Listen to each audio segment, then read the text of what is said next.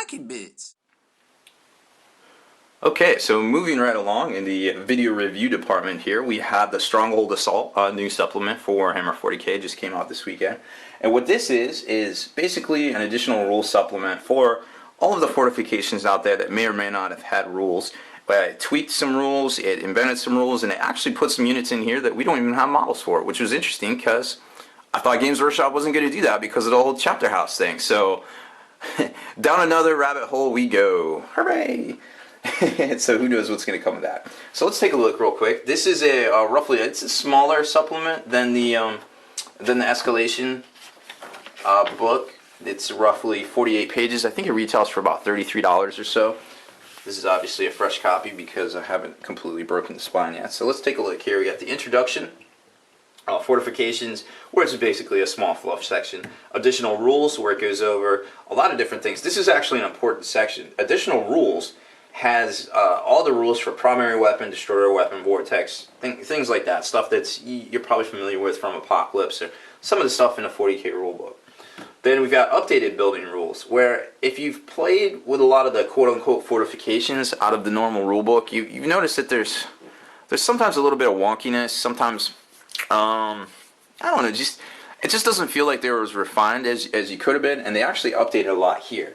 The updated building rules has a lot of, they have a couple terms now which are super important when you're reading this. Definitely pay attention to the new terms claimed and unclaimed, as well as occupied. Those are super big.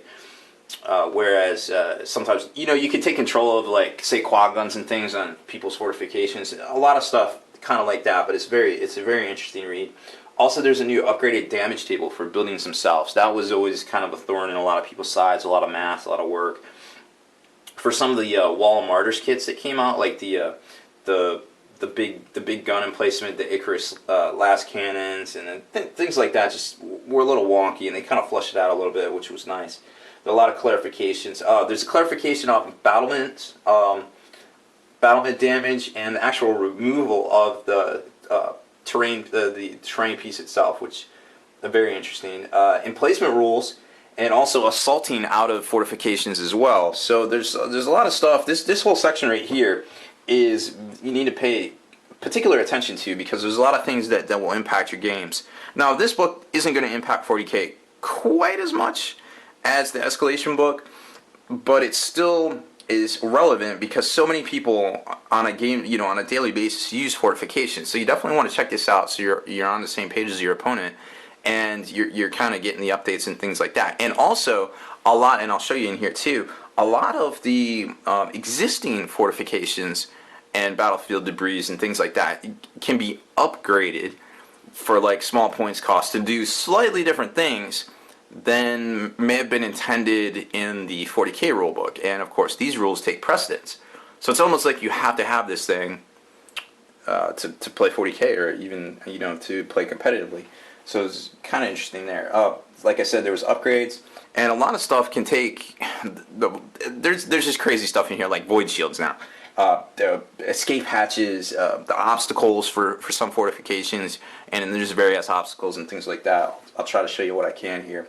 Then they, I don't know if anybody has noticed this. A lot of people at tournaments have caught on to this, but if you look in the main rule book, and I think it's around, I don't know, page like 105 or 106 or something like that, there's actually a whole section called Battlefield Debris, which classifies a lot of things, like craters, like vehicle wreckage, crests of hills even, tank traps, things like that, actually have their own independent save and profile that a lot of people don't know about. And like when I'm playing, if I'm behind the crest of a hill, I'll be like, okay, well, I got a 4-hour cover save. And they're like, why do you get a cover save behind a hill? And I'm like, well, it's right in the main rulebook. I'm behind the crest of a hill. It obscures my man or my tank. It's a 4-up, and they're like, oh, where's that at? And so if you read the main rulebook and you see the cover save section, I think it's around like page 35-ish in the main rulebook. You don't see all that stuff that in the battlefield debris section, which I believe is back. I'm sorry I don't have the exact page numbers for you, but if you go looking for it, you will find it. I swear it's there. It's a real thing. Anyways, so there's a summary of those as well in here, and some of them are slightly tweaked, and they actually omitted some of them. I don't think that means they went away because they're in the main rulebook. and things like that. Then in the back, of course, there's all the fortification data sheets, lots of different things. And here's the three new ones: the Prometheus relay pipes, Void Shield generator, and Void Relay network. And then a lot of these you're familiar with as well. Siege of War missions is a D3 chart you can roll on if you want to play. Like, it's basically an attacker defender kind of scenario. It's just there's a new table for, hey, I want to attack your huge fortification line. Okay, cool, let's do that and go about it, which is pretty cool. It's very fluffy and narrative, and I approve, definitely. So let's take a look at the book itself. There's your introduction, your slight fluff pages, yada yada. Nice new piece of art that was actually spoiled in the White Dwarf. Then we get to my little markers move. Then we get to the additional rules section, kind of some of the stuff I was talking about, just where it clarifies and goes over a few different things, updated building rules, like there's a new damage table, things like that I was talking about. Then you get to the data sheets themselves, which are pretty familiar. They're just a little bit different. They're obviously in color because the main rulebook isn't, but you kind of get the idea there. And if you look, let's see if we can find one without having to flip through all the pages. Of course not.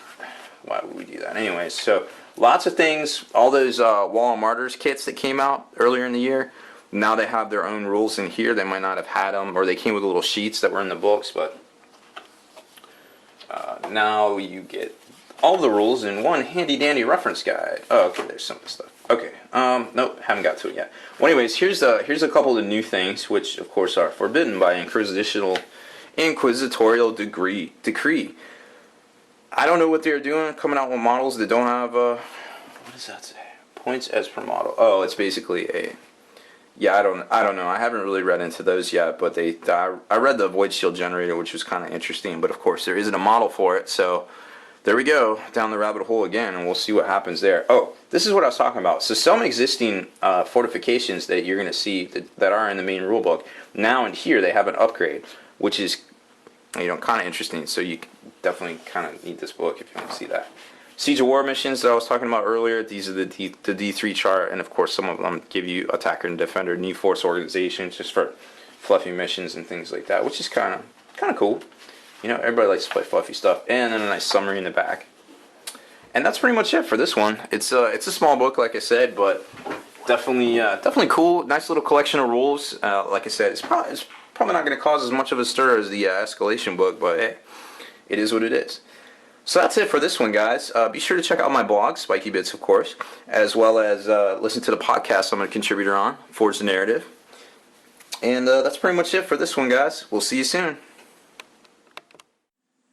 Spiky Bits.